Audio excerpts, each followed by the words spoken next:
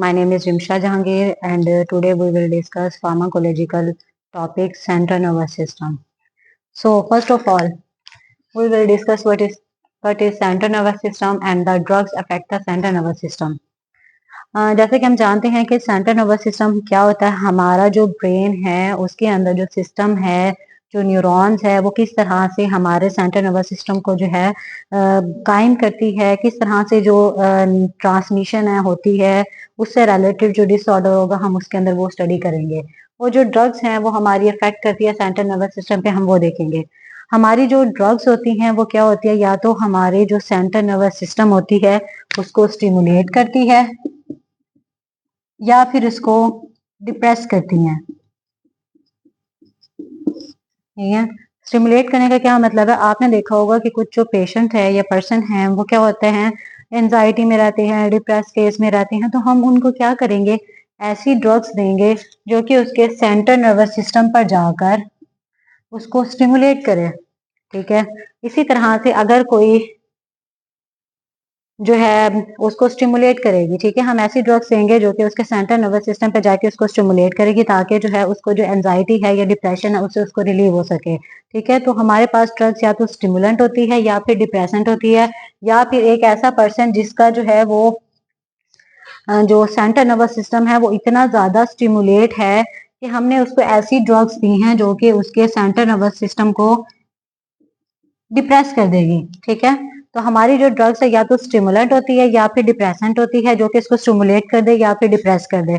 हम ये देखेंगे कि ये ड्रग किस तरह से इसको स्टिमुलेट करती है या किस तरह से इसको अफेक्ट करती है। सबसे पहले इसको समझने के लिए जरूरी है कि हमारे जो सेंट्रल नर्वस सिस्टम्स हैं उसके अंदर जो ट्रांसमिशन ऑफ न्यूरॉन्स होती है वो किस तरह से होती है। ये हमारे पास न्यूरॉन है, ये एक न्यूरॉन है और ये दूसरी न्यूरॉन है। हमें पता है कि हमारा ये सेंट्रल नर्वस सिस्टम के अंदर सारा प्रोसेस हो रहा है। हमें पता है सेंट्रल नर्वस सिस्टम के अंदर जो ट्रांसमिशन होती है of nerve impulse from one neuron to another neuron through chemicals के जरिए से होती है। ठीक है, अब ये केमिकल्स क्या होते हैं, ये जो केमिकल्स हैं ये इस न्यूरॉन्स के अंदर वेसिकल्स के अंदर स्टोर हो जाते हैं। ठीक है, अब जब स्टोर हो गए तो क्या होगा, जब एक एक्शन पोटेंशियल आएगा, एक्शन पोटेंशियल क्या होती है कि कोई इम्पल्स आएगी जो कि इसको एक्टिवेट करेगी इस वेसिकल को, तो क्या होगा, जो इसके अंदर जो केमिकल्स थे वो क्या हो जाएंगे, यहाँ से वेसिकल फ्यूज हो जाएगी। ठीक है, और ये जो केमिकल है ये आप ऐसे कर लें कि ये जो केमिकल्स है यहाँ पे फ्यूज हो जाएगी ये वेसिकल, और यहाँ पे केमिकल्स है वो रिलीज हो जाएंगे। हमें पता है कि ये जो मेम्ब्रेन है आपकी प्री साइनेप्टिक मेम्ब्रेन है, प्री साइनेप्टिक न्यूरॉन है आपकी, उसकी मेम्ब्रेन है, और ये पोस्ट साइनेप्टिक है, ये है पोस्ट साइनेप्टिक न्यूरॉन, उसकी मेम्ब्रेन है। ठीक है, अब केमिकल्स जो है वो प्री साइनेप्टिक मेम्ब्रेन से रिलीज होंगे और जो इन दोनों के दरमियान में जो स्पेस है इसको साइनेप्टिक स्पेस कहते हैं। दो न्यूरॉन्स के दरमियान में जो स्पेस होती है उसको हम साइनेप्टिक स्पेस कहते हैं। जब केमिकल्स यहाँ से रिलीज हो जाएंगे तो रिलीज होने के बाद क्या होगा, ये जो पोस्ट साइनेप्टिक न्यूरॉन्स है इनके पास रिसेप्टर्स होते हैं, ये वहां जाके बाइंड करेंगे और बाइंड करने के बाद क्या होगा, एक एक्शन जो हमें थेराप्यूटिक एक्शन था वो हमें हासिल हो जाएगा। ठीक है, तो ये एक न्यूरॉन से दूसरे न्यूरॉन्स के दरमियान में जो नर्व्स की ट्रांसमिशन है, न्यूरॉन्स की ट्रांसमिशन है वो इस तरह से होती है। अब हम पढ़ेंगे जो ड्रग्स हैं वो किस तरह से इस ट्रांसमिशन के ऊपर अफेक्ट करती है। हम कुछ ड्रग्स देखेंगे वो क्या करेगी, इसकी जो रिलीज है इसको ब्लॉक कर देगी। ठीक है, कुछ क्या होगा, इसकी सिंथेसिस को ब्लॉक कर देगी। ठीक है, कुछ सिंथेसिस को ब्लॉक कर दिया कि ये केमिकल्स जो हैं वो बने ही ना। कुछ ने क्या किया, उसकी रिलीज को ब्लॉक कर दिया, और कुछ ड्रग ने क्या किया, इसकी बाइंडिंग को ब्लॉक कर दिया, यानी रिसेप्टर्स को ब्लॉक कर दिया। और जो ये रिसेप्टर्स होते हैं वो कहाँ होते हैं, आपके पोस्ट सिनेप्टिक मेम्ब्रेन्स पे होते हैं। ठीक है, तो ओवरऑल समरी हमारी क्या हुई कि जो हमारे पास सीएनएस है या तो वो क्या होता है, स्टिमुलेट करता है न्यूरॉन्स, या वो उसको डिप्रेस करता है। हमारे सीएनएस के अंदर न्यूरोट्रांसमीटर्स होते हैं, जो ये केमिकल्स की बात कर रही हूँ वो क्या है, न्यूरोट्रांसमीटर्स, जो कि हमारी न्यूरॉन्स में सेंथिसाइज होते हैं, स्टोर होते हैं और रिलीज होते हैं और बाइंड करते हैं। अब हमने जिस सीएनएस की जो ड्रग्स हैं वो क्या करती हैं, या इसकी सिंथेसिस को ब्लॉक कर देंगी, या इसकी रिलीज के ऊपर अफेक्ट करेंगी, या इसकी बाइंडिंग के ऊपर अफेक्ट करेंगी। ठीक है, तो हम पढ़ेंगे कि हमारे पास कौन कौन सी ड्रग्स हैं जो कि सीएनएस के ऊपर अफेक्ट करती है। सबसे पहले देखेंगे हम neuro degenerative disease. Neuro degenerative disease कैसी होती है? एक ऐसी न्यूरॉन्स की डिजीज है जिसके अंदर नाम से पता चल रहा है कि जो आपके न्यूरॉन्स है वो डैमेज हो गए हैं। ठीक है, न्यूरॉन्स जो है वो डैमेज हो गए हैं। हमें पता है कि जो न्यूरॉन्स है वो जब एक दफा डैमेज हो जाएं तो दोबारा वो रीजनरेट नहीं हो सकते। फिर क्या? एंजाइलेटिक एंड हिप्नोटिक ड्रग, ऐसी ड्रग्स जो कि आपकी एंजाइटी को, परेशानी को कम कर दे, उसको एंजाइलेटिक कहते हैं। ठीक है, सीएनएस स्टिमुलेंट, जो आपके सीएनएस को स्टिमुलेट कर दे। एंटी डिप्रेसेंट, जो कि आपके डिप्रेशन को कम कर दें। ठीक है, न्यूरोलेप्टिक, न्यूरोलेप्टिक नाम से पता चल रहा है neuron leptic mean disorder, psychotic disorder. ठीक है, तो ऐसी ड्रग्स जो कि आपकी साइकोटिक डिसऑर्डर को ट्रीट करे उसको हम न्यूरोलेप्टिक ड्रग्स कहते हैं। एंटी एपिलेप्टिक्स, नाम से पता चल रहा है एपिलेप्सी मीन मिर्गी के दौरे पड़ना, तो हम ऐसी ड्रग्स देंगे जो कि आपकी एपिलेप्सी को ट्रीट करेगी, मिर्गी के दौरों को ट्रीट करेगी। ठीक है, हम अब वन बाय वन इसको डिस्कस करेंगे। आज हम देखेंगे कि न्यूरो डिजेनरेटिव डिजीज कौन सी होती है और उसके अंदर जो आपकी ड्रग्स हैं वो कौन कौन सी हैं, डिजेनरेटिव डिजीज कौन सी होती है और इसमें कौन कौन सी ड्रग्स हैं। न्यूरो डिजेनरेटिव डिजीज, जैसा कि मैंने अभी आपको बताया कि न्यूरो डिजेनरेटिव डिजीज नाम से पता चल रहा है न्यूरॉन, एंड डिजेनरेटिव का मतलब है उसकी डिग्रेडेशन। ऐसी डिजीज, ब्रेन की ऐसी डिजीज जिसके अंदर जो न्यूरॉन है वो आपका डैमेज हो गया है, और हमें पता है कि न्यूरॉन जब एक दफा डैमेज हो जाए तो उसको जो है वो दोबारा से रीजनरेट नहीं हो सकता। ठीक है, इसके अंदर हम ड्रग्स देखेंगे। पार्किंसन डिजीज, पार्किंसन डिजीज, सबसे पहले इसके बारे में थोड़ा सा देखते हैं कि ये क्या डिजीज होती है। हमारी ब्रेन के अंदर जो न्यूरो ट्रांसमीटर्स होते हैं, आपने पढ़ा होगा एसिटाइल कोलिन है, एपिनेफ्रिन है, डोपामीन है, इनका एक खास लेवल होता है। ठीक है, तो डोपामीन के अंदर क्या होता है, जो आपका एसिटाइल कोलिन है और जो डोपामीन है इनका लेवल बराबर होता है। फॉर एग्जाम्पल मैं कहती हूँ अगर 50 मालिक्यूल एसिटाइल कोलिन के है तो 50 के होंगे डोपामीन के होंगे। पार्किंसन डिजीज के अंदर क्या होता है कि ये जो डोपामीन है इसका लेवल क्या हो जाता है, कम हो जाता है। कि न्यूरो डिजेनरेटिव डिजीज कौन सी होती है? मैंने कहा कि जो न्यूरो डिजेनरेटिव डिजीज होती है एक ऐसी डिजीज होती है जिसके अंदर न्यूरॉन्स है वो आपके डैमेज हो जाते हैं। ठीक है, तो ऐसी कौन सी डिजीज है? ऐसी है पार्किंसन डिजीज। ठीक है, पार्किंसन डिजीज के बारे में हम देखेंगे ये कैसी डिजीज होती है।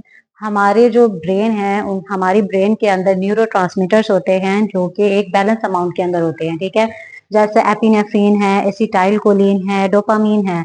तो पार्किंसन डिजीज के अंदर क्या होता है कि जो एसिटाइल कोलिन है, ठीक है, और डोपामीन है, इनका जो बैलेंस होता है ना, ये एक बैलेंस अमाउंट में होते हैं। जितने मॉलिक्यूल एसिटाइल कोलिन के होंगे उतने ही आपके डोपामीन के होंगे। पर पार्किंसन डिजीज में क्या होता है, ये जो डोपामीन का लेवल होता है वो कम हो जाता है। क्यों? क्योंकि इसके अंदर डोपामीन जो न्यूरॉन है, डोपामीन न्यूरॉन वो क्या होती है, डैमेज हो जाती है। ये न्यूरॉन डैमेज होने की वजह से क्या होगा, जो डोपामीन का लेवल है वो क्या हो जाता है, कम हो जाता है। डोपामीन का लेवल कम होने की वजह से क्या होगा, यहाँ तो 50 ही थे ना, अब ये 50 से लेट्स सपोज ये कि 30 रह गए, यहाँ तो 50 ही थे। तो इसका मतलब क्या है कि ये जो एसिटाइल कोलिन है यहाँ पे इसका लेवल ज्यादा है और डोपामीन का लेवल कम है। तो पार्किंसन डिजीज में होता यही है कि जो डोपामीन का लेवल है वो डोपामीन न्यूरॉन डैमेज होने की वजह से इसका लेवल कम हो जाता है। जब इसका लेवल कम हो गया तो क्या होगा, आपको यहाँ पर ट्रीमर देखने को मिलेगा, रिजिडिटी, डिस्काइनेजिया। ये क्या होता है ट्रिमर? आपने देखा होगा पार्किंसन डिजीज के जो पेशेंट है वो आपने देखा होगा कि उनके हाथ मुसलसल जो है ना वो कांप रहे होते हैं, हिल रहे होते हैं। ठीक है, वो क्या है, ट्रिमर है कि वो उसको हम ट्रिमर कहते हैं। रिजिडिटी क्या है कि जो है मसल्स जो है वो स्टिफ हो जाते हैं। ठीक है, डिस्काइनेजिया क्या, इनवॉलेंट्री मूवमेंट, जब वो हाथ हिल रहे होते हैं तो आपने देखा होगा कि ये जो मूवमेंट है क्या है, इनवॉलेंट्री है। अब वो जो पर्सन है क्या करता है, वो अपने हाथ को जो है ना वो पकड़ता भी है कि मेरा हाथ जो है वो कांपे ना, पर क्या होता है कि वो उसके कंट्रोल में नहीं होता। क्यों? क्योंकि डोपामीन का जो लेवल है वो ब्रेन के अंदर कम है और इसका लिंक जो है वो ब्रेन के साथ है। तो इस वजह से ये एक इनवॉलेंट्री मूवमेंट है जिसको आप कंट्रोल नहीं कर सकते। तो हम देखेंगे कि ऐसी कौन सी ड्रग है जो कि आपकी पार्किंसन जो डिजीज है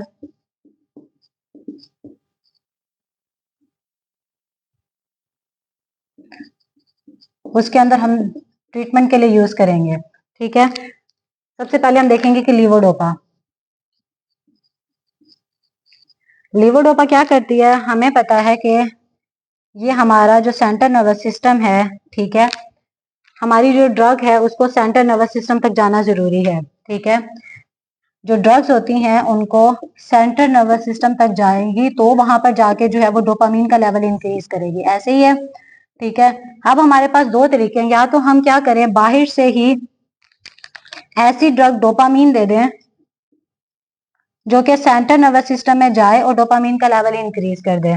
ठीक है, या हम क्या करेंगे, कोई प्रिकर्सर देंगे, प्रिकर्सर ऑफ डोपामीन, जो कि अंदर जाके सेंट्रल नर्वस सिस्टम में जाके डोपामीन का लेवल इंक्रीज कर देगी। ठीक है, पर हम डोपामीन को डायरेक्ट बाहर से नहीं दे सकते। क्यों? क्योंकि हमें पता है कि हमारी ब्रेन के अंदर ब्लड ब्रेन बैरियर होता है जिसको ड्रग्स को क्रॉस करने की जरूरत होती है।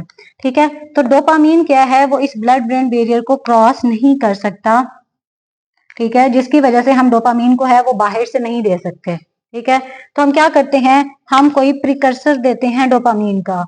ये क्या करता है, ब्लड ब्रेन बैरियर को क्रॉस करता है, क्रॉस करने के बाद सीएनएस में जाता है और डोपामीन का लेवल इंक्रीज कर देता है। सो दैट्स वाई कि हम यहाँ पे लीवोडोपा देते हैं जो कि डोपामीन का प्रिकर्सर है, हम डोपामीन बाहर से नहीं देते।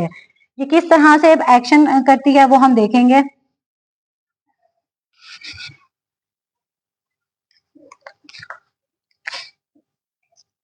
ठीक है, इसका मैकेनिज्म ऑफ एक्शन क्या है लीवोडोपा का? लीवोडोपा क्या करती है, ये जो ब्लड ब्रेन बैरियर था ब्रेन के अंदर, इसको क्रॉस करके सेंट्रल नर्वस सिस्टम के अंदर एंटर होती है। एंटर होने के बाद क्या होती है, डोपामीन में कन्वर्ट हो जाती है। डोपामीन में कन्वर्ट डायरेक्ट नहीं होती है, ये एक एंजाइम होता है जिसको डोपा डी कार्बोक्सिलेज एंजाइम कहते हैं। लीवोडोपा जब ब्रेन के अंदर गई, ब्रेन में जाने के बाद क्या होगा, डोपा डी कार्बोक्सिलेज के जरिए से डोपामीन में कन्वर्ट हो जाएगी। साथ ही साथ क्या होगा कि ये जो लीवोडोपा है, हमारा जो पेरिफेरी है उसमें जाकर भी ये डोपा डी कार्बोक्सिलेज के जरिए से डोपामीन के अंदर कन्वर्ट हो जाएगी।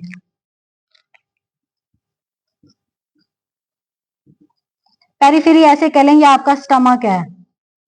ठीक है, आपने मेडिसिन ली लीवोडोपा, वो कहाँ गई, स्टमक में गई। स्टमक में जाने के बाद क्या हुई, ब्लड के जरिए से उसकी सर्कुलेशन हुई, कुछ पार्ट जो है वो आपका ब्रेन में गया और कुछ क्या है, स्टमक के अंदर भी डोपा डी कार्बोक्सिलेज एंजाइम थे, उसने डोपामीन के अंदर कन्वर्ट कर दिया। हमें पता है पार्किंसन डिजीज के अंदर डोपामीन का लेवल ब्रेन के अंदर कम होता है, हमने उसका लेवल जो है वो ब्रेन के अंदर इंक्रीज करना है। ठीक है, जो डोपा है वो 2% सिर्फ जो है वो ब्रेन में जाती है और 98% जो है वो पेरिफेरी में जाती है। इतनी ज्यादा अमाउंट जो है वो आपकी पेरिफेरी में जा रही है। ठीक है, और वहां पे डोपामीन में कन्वर्ट हो रही है और वहां पे जाके आपके अफेक्ट देती है। ठीक है, अफेक्ट दे रही है। हालांकि हमें तो अफेक्ट ब्रेन में ज्यादा चाहिए ना, हमें पेरिफेरी में नहीं चाहिए। ठीक है, तो हम क्या करते हैं, लीवोडोपा के साथ हम कार्बिडोपा को देते हैं। हम लीवोडोपा प्लस कार्बिडोपा को देते हैं। कार्बिडोपा क्या करती है, ये जो पेरिफेरी के अंदर डोपामीन ने कन्वर्ट होना था इसको कन्वर्ट नहीं होने देती। ठीक है, और क्या होता है, जो सारी की सारी जो लीवोडोपा है वो आपकी ब्रेन में चली जाती है। क्या कहने का मतलब है कि लीवोडोपा पहले 2% जा रही थी और जो है बाकी 98% जो है वो आपकी पेरिफेरी के अंदर डिस्ट्रॉय हो रही थी और वहां पे जाके अफेक्ट दे रही थी। हमें तो ब्रेन में डोपामीन का लेवल ज्यादा चाहिए ना, तो हम क्या करते हैं, लीवोडोपा के साथ हम कार्बिडोपा भी दे देते हैं।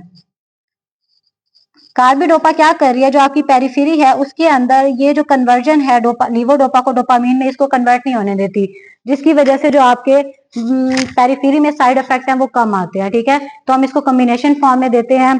इसका थेराप्यूटिक यूज क्या है कि हम इसको पार्किंसन डिजीज में दे रहे हैं। क्यों? पार्किंसन डिजीज के अंदर ये क्या करती है, डोपामीन का लेवल ब्रेन में इंक्रीज कर देती है। ठीक है, फिर क्या है, इसकी कुछ फार्मेकोकाइनेटिक्स है। फार्मेकोकाइनेटिक्स क्या, हम इसको ओरल देते हैं। ठीक है, और क्या है, इसकी हाफ लाइफ 1 to 2 आवर इसकी हाफ लाइफ है। और इसके कुछ साइड इफेक्ट्स हैं। आप पहले तो ये देखें कि ये जो ड्रग है आपकी सीएनएस में जा रही है और आपकी जो है पेरिफेरी में जा रही है। ठीक है, तो सीएनएस के अंदर जो साइड इफेक्ट हैं वो क्या आएंगे, हेलोसिनेशन,